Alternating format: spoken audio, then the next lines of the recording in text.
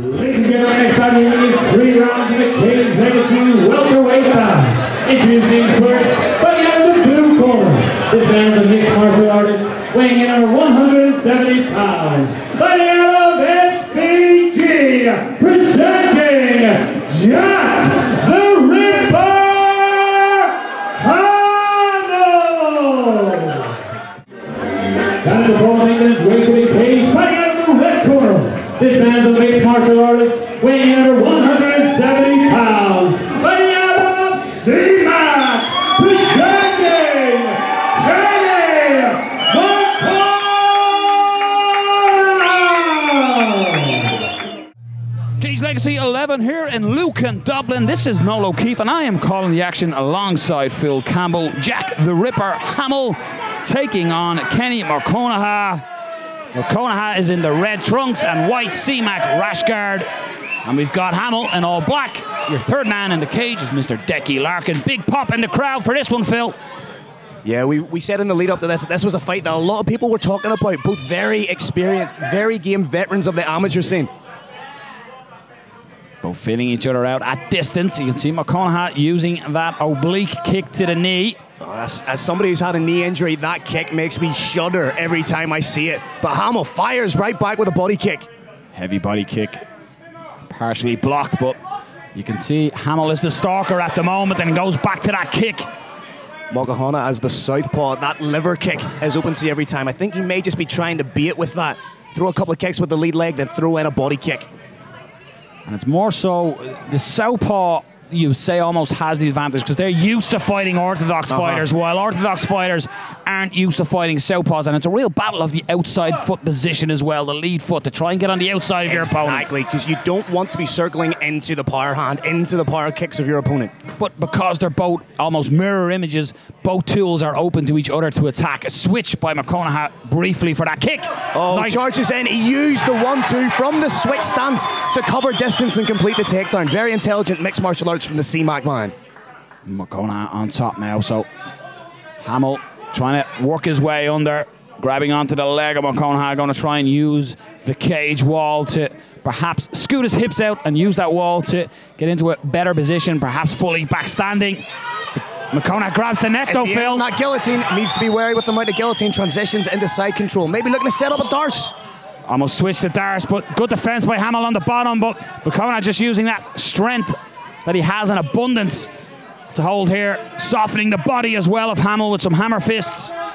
Again, may look to switch up that dart, just taking away the post intelligently. That's great mixed martial arts, taking away the post of your opponent, compressing the body.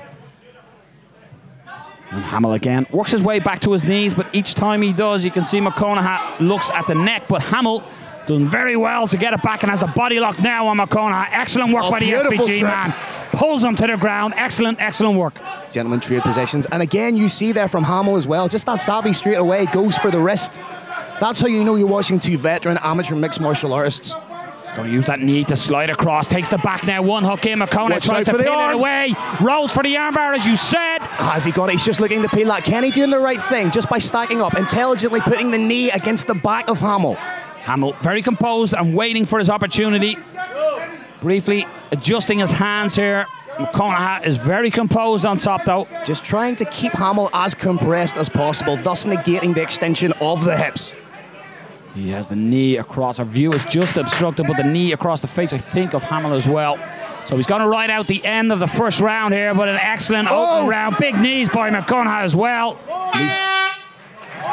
What an interesting first round, Noel O'Keefe. We've seen both men battle for positions. Both men scored a takedown. Hamill with the intelligent jiu-jitsu, but Kenny with the defense. Beautiful display of mixed martial arts from both men. I think what that opening round illustrates is the superb matchmaking here at Cage Legacy. Two very equal and experienced amateur fighters.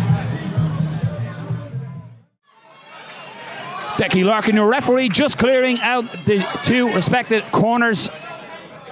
Jack Hamill taking on Kenny Mokhonoana. A very interesting and close first round.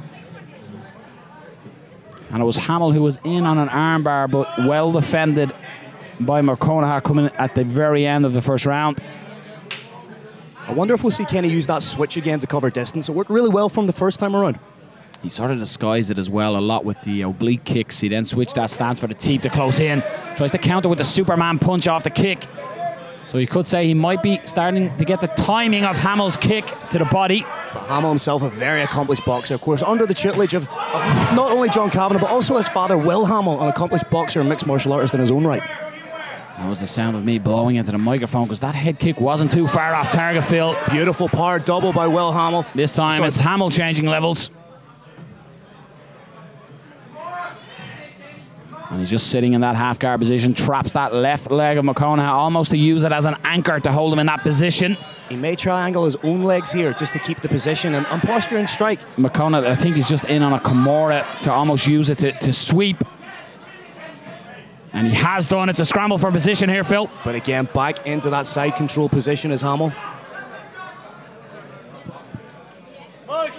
Just adjusting and tying up that position, potentially looking for a head and arm. He's getting trying to get his head under the left tricep of Mokhonoana. Mokhonoana aware of it, may go knee on belly here as well, but he's just going to have to sneak that arm out.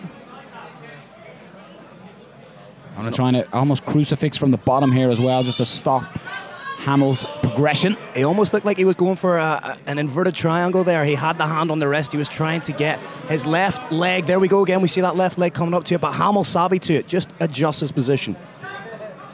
Now it's Hamill in on the Kimura grip. Grips over the head. He may switch the Kimura grip to the armbar.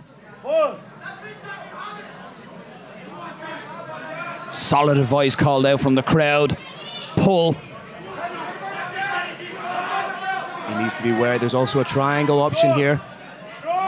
Kenny gets the head out, stacks his opponent. And again, it's Hamill looking to attack now. We're in a precarious position here. If he lets go with this grip, he's going to leave Mokhonoana on top. But Kenny can score points here just by working the body, establishing the position, working the body, landed strikes. Looking at it from a judge's perspective here now, Phil, you're seeing Mokhonoana on top, although it was Hamill who was chasing the submission. So I always find it interesting to see what the judges are seeing here. It comes down to that subjective interpretation of a round from a judge. You know, do you give the points to the man on top? Do you give the points to the man who may be on the back, but he has the submission attempts? And now it's Mokhonoana working his way, seatbelt position. One hook in. Trying to pull Hamill over. But Hamill, if he turns in, he could be in the dominant position, but just fighting hands at the moment there, Phil. That hand is underneath, that arm is underneath the chin. If he were to go, he's just sneaked it out. Mokhonoana almost grapevining the right leg rather than get the hook in it. He may have paid a 10-second copper, Mokhonoana. Can he hold on? This is tight. Hamill's holding on, waiting for the bell, and the bell comes just in time. Kenny Mokhonoana, if there was 10 more seconds on the clock, he may have put Hamill asleep. Hamill signaling to the crowd to get behind him, but a very interesting end of the second round. Does that swing the round, perhaps, for Mokhonoana? If I were to look at it, if I were a judge, I would be saying Kenny was on top for a dominant position of that, and then he used the scramble to sink in the submission attempt. But then again, I'm not a judge, thankfully, because I would not want their job right now, no. All to play for coming into the third and final round here at Cage Legacy 11. Jack Hamill, Kenny Mokhonoana, a very equally contested fight. Big support for both fighters in the crowd. The third round is underway. A show of respect as expected, and it's Mokhonoana who changes levels instantly in a big sprawl by Jack Hamill. He's looking to reverse the position. Needs to scoot those hips out. May get himself against the cage here, wall walk a little bit. But Kenny doing such intelligent work there by triangling the legs, elevating the legs of Hamill, preventing him from basing off with the legs. And Hamill, if the first two rounds are out to go for it, he's going to dig in, look for a single, and try and work his way back to his knees and his feet. That's the Darce. He's looking for that Darce here. Just sneak that arm in. I'm not quite sure he's got his right arm in deep enough. Oh, there's a tap! That just shows the voice grip strength of Kenny Mokhonoana. Wow. It looked like Jack Hamill was comfortable. A slight adjustment by the C-Mac-Man. A better submission than the dance skills, but a big finish for Kenny Mokhonoana. And I don't think he had that arm all the way in, but as you say, Noel, that just illustrates the grip strength that Kenny has, able to get the submission. Beautiful performance from both men, and a fantastic fight right here at Cage Legacy 11. Ladies and gentlemen, referees are call a stop to the action at 42 seconds of round number 3.